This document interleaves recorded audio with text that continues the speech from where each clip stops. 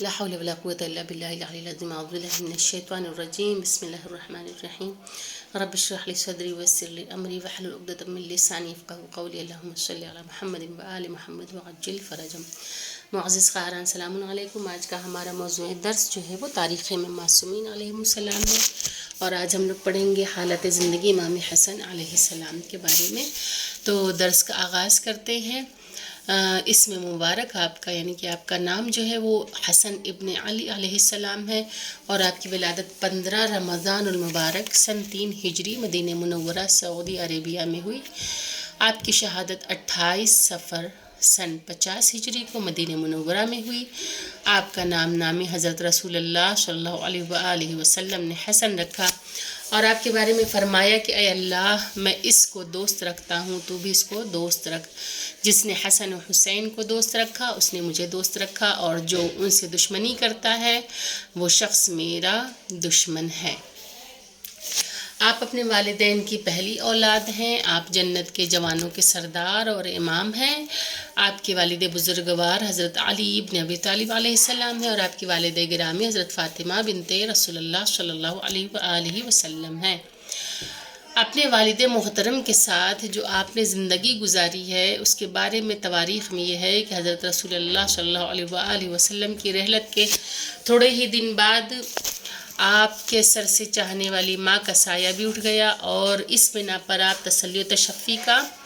صرف ایک سہارا جو تھا وہ آپ کے والد گرامی حضرت علی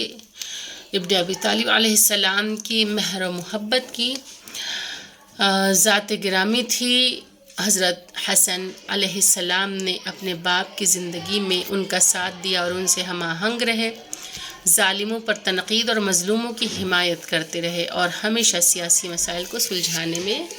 مصروف رہے، جیسا کہ ائمہ معصومین علیہ السلام کا طریقہ کار رہا ہے کہ ہمیشہ ان لوگوں نے لوگوں کی مشکل، ان کی پریشانیوں کو، ان کی الجھنوں کو دور کرنے کی کوشش کی. جس وقت عثمان نے پیغمبر اسلام کے عظیم الشان صحابی جناب ابو ذر کو شہر بدر کر کے ربضہ بھیجنے کا حکم دیا تھا، اس وقت یہ بھی حکم دیا تھا کہ کوئی بھی ان کو رخصت کرنے نہ جائے، اور ان کے برخلاف حضرت علی علیہ السلام نے اپنے دونوں بیٹوں یعنی امام حسن اور امام حسین علیہ السلام اور دوسرے افراد کے ساتھ ان کو مرد آزاد کو بڑی شان سے رخصت کیا، اور ان کو صبر و ثبات قدم کی وصیت فرمائی، کیونکہ جناب ابو ذر غفاری جو ہے وہ رسول خدا کے سب سے مقرب صحابی تھے، اور ان کی عظمت جو ہے وہ واضح ہے تواریخ میں. انہیں جو ہے عثمان نے پیغمبر اسلام کے اس عظیم الشان صحابی کو مقام ربضہ کی طرف جو ہے وہ کہہ دیا تھا کہ آپ شہر بدر ہو جائے، یعنی کہ انہیں شہر سے نکال دیا تھا. اور ان سے پہلے پوچھا کہ آپ کو سب سے ناپسندیدہ جگہ کون سی لگتی ہے. ستم بالائے ستم، کہ کسی سے یہ پوچھے کہ تمہیں سب سے زیادہ ناپسند کون سا کام ہے، اور اس کے بعد وہی کام اس کے سامنے انجام دے تو اس انسان کے لیے باعث تکلیف ہوگا. اور یہی کچھ ہوا جناب ابو ذر کے ساتھ کہ جب ان سے پوچھا کہ آپ کو سب سے خراب جگہ، سب سے بری جگہ جو ہے وہ کون سی لگتی ہے، تو جناب ابو ذر غفاری نے کہا کہ مجھے مقام ربضہ جو ہے وہ بالکل بھی پسند نہیں ہے. اور اس کے بعد عثمان نے حکم دیا کہ آپ جو ہے یہاں سے نکل جائیے اور آپ ربضہ کی طرف چلے جائیے. تو اس وقت کسی نے ساتھ نہیں دیا تھا جناب ابو ذر غفاری کا. اس وقت حضرت علی علیہ السلام نے اپنے دونوں بیٹوں امام حسن اور امام حسین علیہ السلام اور کچھ دوسرے افراد کے ساتھ ان کو بڑی شان سے رخصت کیا، اور ان کو صبر و ثبات قدم کی وصیت فرمائی. اچھا، اس کی پیشن گوئی رسول خدا نے خود بھی اپنے زمانے میں کر دی تھی، اور مولا کائنات نے بھی کہ جو ہے آپ کو عنقریب ناپسندیدہ جگہ پہ جانا پڑے گا. ایک وقت ایسا بھی آئے گا، اور وہ وقت یہی تھا. آپ جنگ جمل میں جاتے ہوئے بصرہ کے مقام ذیقار میں داخل ہونے سے پہلے حضرت علی علیہ السلام کے حکم سے جناب عمار یاسر کے ہمراہ کوفہ تشریف لے گئے تاکہ لوگوں کو جمع کریں. آپ کی کوششوں اور تقریروں کے نتیجے میں تقریباً 12,000 افراد حضرت علی علیہ السلام کی مدد کے لیے آ گئے۔ آپ نے جنگ کے زمانے میں بہت زیادہ تعاون اور فداکاری کا مظاہرہ کیا، یہاں تک کہ امام کے لشکر کو فتح نصیب ہوئی۔ آپ نے جنگ صفین میں اپنے والد گرامی کے ساتھ ثبات قدم کا مظاہرہ کیا اور فرمایا اس جنگ میں معاویہ نے عبداللہ ابن عمر کو حضرت امام حسن مجتبی علیہ السلام کے پاس بھیجا اور کہلوایا کہ آپ اپنے باپ کی حمایت سے دستبردار ہو جائیں تو میں خلافت آپ کے لیے چھوڑ دوں گا، یعنی کہ اپنے باپ کو جو ہے آپ چھوڑ دیجئے، ان کی حمایت کرنا آپ چھوڑ دیجئے تو میں آپ کو خلافت دے دوں گا، آپ کو لوگ قبول بھی کر لیں گے۔ امام حسن مجتبی علیہ السلام نے جواب میں فرمایا نہیں، خدا کی قسم ایسا نہیں ہو سکتا، اور اس کے بعد آپ نے ان سے خطاب کر کے فرمایا کہ گویا میں تمہارے مقتولین کو آج یا کل میدان جنگ میں دیکھوں گا تو شیطان نے تم کو دھوکہ دیا ہے اور تمہارے کام کو اس نے اس طرح زینت دی ہے کہ تم نے خود کو سنوارا اور معطر کیا ہے تاکہ شام کی عورتیں تمہیں دیکھیں اور تم پر فریفتہ ہو جائیں، لیکن جلد ہی خدا تجھے موت دے گا۔ حضرت امام حسن علیہ السلام نے اس جنگ میں آخر تک اپنے پدر بزرگوار کے ساتھ رہے اور جب بھی موقع ملا دشمن پر حملہ کرتے رہے اور نہایت بہادری کے ساتھ موت کے منہ میں کود پڑے کہ دشمن جنگ میں ایک اسٹریٹجی جو اپناتا ہے وہی کچھ مکاری اور چالاکی معاویہ نے بھی کی اور امام حسن علیہ السلام کو جنگ صفین میں اپنی طرف کرنا چاہیے، یعنی کہ وہ اپنے بابا کا ساتھ چھوڑ کے معاویہ کا ساتھ دے دیں، تو اس پر امام حسن علیہ السلام نے اسے یہ سخت کلمات جو ہیں اسے کہے۔ امام حسن علیہ السلام کو شہید کرنے کی بھی ایک سازش رچی گئی تھی کہ معاویہ بن ابی سفیان، یعنی کہ ابو سفیان کا بیٹا کون تھا؟ معاویہ تھا، اور یہ پتہ ہے کہ ابو سفیان بھی دل سے ایمان نہیں لایا تھا بلکہ خوف سے اور زبانی اعتبار سے ایمان لایا تھا، بھلے ہی لوگ اس کو آج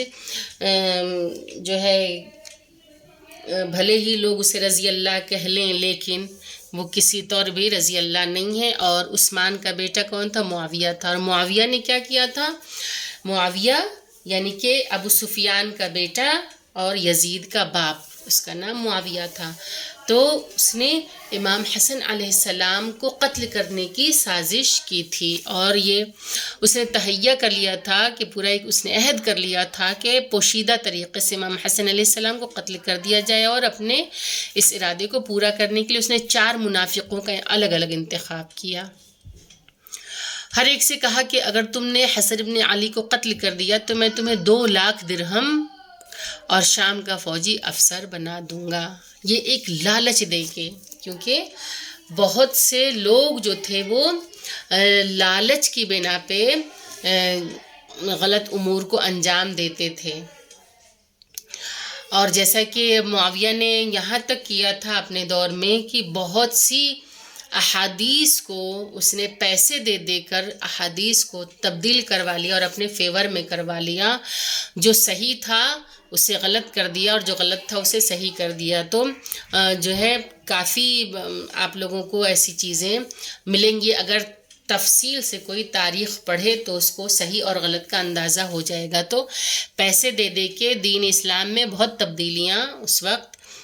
بھی کی گئی تھیں، تو اس نے کیا کیا کہ لالچ دینا شروع کیا کہ میں تمہیں فوج کا افسر بنا دوں گا اور اس کے علاوہ اپنی بیٹی سے شادی کر دوں گا، تو ان 4 کا نام، جو منافق تھے ان کا نام کیا تھا؟ عمرو بن حریث، اشعث بن قیس، حچر بن الحارث اور شبث بن ربعی۔ معاویہ نے جن انعامات کا اعلان کیا تھا انہیں حاصل کرنے کے لیے سب نے حامی بھر لی، معاویہ نے ان پر جاسوس مقرر کر دیے، یعنی جن منافقوں کو ہائر کیا تھا اس نے یہ قاتلانہ سازش کے لیے امام حسن علیہ السلام کو قتل کرنے کے لیے ان کے اوپر بھی اس نے جاسوس بٹھا دیے تھے کہ جو پوشیدہ طریقے سے ان کے اوپر نگرانی کرتے تھے۔ اور ان کی کارکردگی یعنی جو کچھ بھی وہ کام انجام دیتے تھے اس کی رپورٹ جو ہے وہ معاویہ کو بھیجتے رہتے تھے۔ امام حسن علیہ السلام کو اس سازش کی خبر ہو گئی۔ آپ ہر وقت لباس کے اندر زرہ پہنتے تھے، یہاں تک کہ اسی زرہ میں آپ نماز بھی پڑھتے تھے۔ آخر ایک سازشی نے حالت نماز میں آپ پر تیر چلا دیا، لیکن اس زرہ کی وجہ سے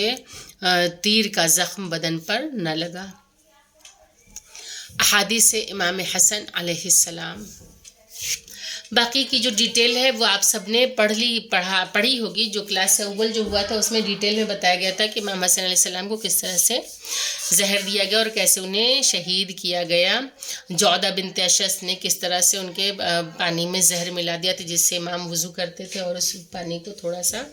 مولا پی لیا کرتے تھے، اور اس پانی کو جب مولا نے پیا ہے تو اس کے بعد ان کے کلیجے کے ٹکڑے ٹکڑے ہو کے تشت میں گرے، ان کو قے ہونے لگی۔ تو یہ پوری ڈیٹیل آپ لوگ پڑھ چکے ہیں، تو لہٰذا مجھے اس میں نہیں جانا ہے، آپ لوگوں کو سب پتہ ہوگا۔ اب امام حسن علیہ السلام کی احادیث کی طرف دیکھیں کہ امام حسن علیہ السلام نے فرمایا کہ اپنا علم لوگوں کو سکھاؤ اور دوسروں کو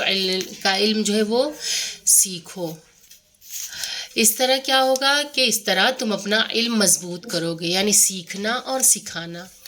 اور جو نہیں جانتے ہوں اس کا علم حاصل کر لو گے۔ علم حاصل کرو، اگر علم کو حفظ نہیں کر سکتے تو فوراً لکھ لیا کرو اور اسے اپنے گھر میں رکھو۔ یعنی کہ علم کی ویلیو کیا ہے، علم کی اہمیت کیا ہے، امام نے بتا دیا اور کہا کہ جو کچھ تمہارے پاس ہے تم اس کو شیئر کرو، اور جو تمہارے پاس نہیں ہے تم اس کو سیکھو۔ یعنی کہ علم دو، علم لو اور اس کی حفاظت بھی کرو۔ اگر ذہنی طور سے تم اس کو نہیں یاد رکھ سکتے ہو تو تم اسے فوراً لکھ لو۔ اس کے بعد ایک جگہ اور امام حسن علیہ السلام نے ارشاد فرمایا کہ دنیا اور آخرت کی سعادت کو عقل سے سمجھا جا سکتا ہے۔ جو شخص دنیا کو بہت محبوب رکھتا ہے اس کے دل سے آخرت کا خوف چلا جاتا ہے۔ مومن دنیا سے زیادہ راہ لیتا ہے اور کافر اس سے فائدہ حاصل کرتا ہے، گویا وہی رہنا چاہتا ہے۔ لوگوں کو جو ہے لوگوں کے ساتھ اچھا برتاؤ کرو، اور ان کے ساتھ اچھا برتاؤ کرنا ہی اصل عقل ہے، کہ جو عاقل ہے، جو عقل مند انسان ہے وہ لوگوں سے اچھا برتاؤ کرتا ہے، اور مومن جو ہے وہ دنیا کی محبت سے دور رہتا ہے اور وہ صرف اور صرف اسے مزرعہ آخرت سمجھتا ہے، یعنی آخرت کی کھیتی سمجھتا ہے، اور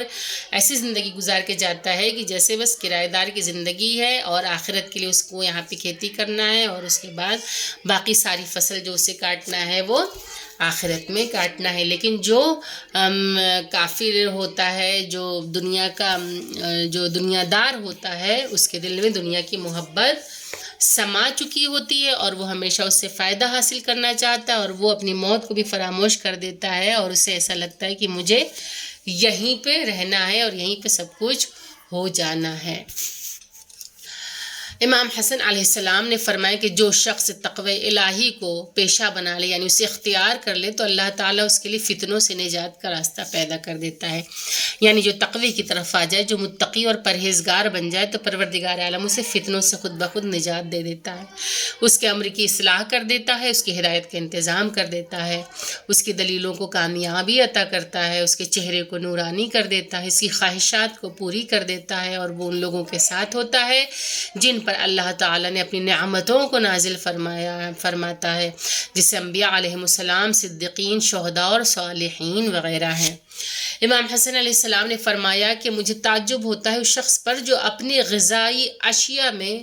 تو غور و فکر کرتا ہے، اچھی اور صحت بخش غذا کھاتا ہے، لیکن معقول چیزوں میں غور و فکر نہیں کرتا کہ نقصان دہ غذاؤں سے تو اپنے پیٹ کو محفوظ رکھتا ہے، مگر اس کا دل و دماغ کیا ہے، وہ پست چیزوں کا مرکز بنا ہوا ہوتا ہے۔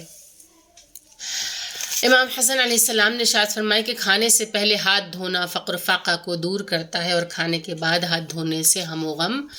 دور ہو جاتا ہے۔